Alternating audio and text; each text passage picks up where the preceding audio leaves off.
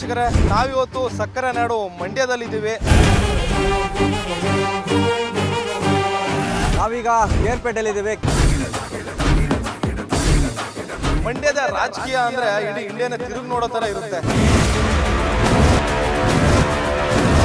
ಜಿಲ್ಲೆ ಉಳಿಸ್ತೀನಿ, ನಾನು ಜಿಲ್ಲೆ ಉಳಿಸ್ತೀನಿ ಅಂತಾರೆ. ಯಾವ ಬಂದು ನನ್ನ ಜಿಲ್ಲೆ ಇಲ್ಲಿವರೆಗೂ ಮಾಡಕ್ಕಾಗಿಲ್ಲ. ಸುಮಲತಾ ನಾವೇನು ಮಾಡಿಲ್ಲ, ಸುಮಲತಾ ಹಾಕೋದಿಲ್ಲ. ನಾವು ಬಂದೇ ಇಲ್ಲ, ಸುಳ್ದೆ ನೋಡಿಲ್ಲ ಈ ಕಡೆಗೆ ಕ್ಯಾರ್ಪೇಟೆ ತಾಲೂಕೆ.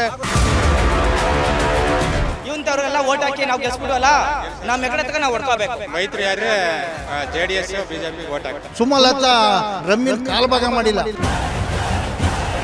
2,000 ರೂಪಾಯಿ ಆಗ್ತೀವಿ ಅಂತಂದ್ರು. 2,000 ರೂಪಾಯಿ ಏನು ಫಿಕ್ಸ್ ಇರೋದು?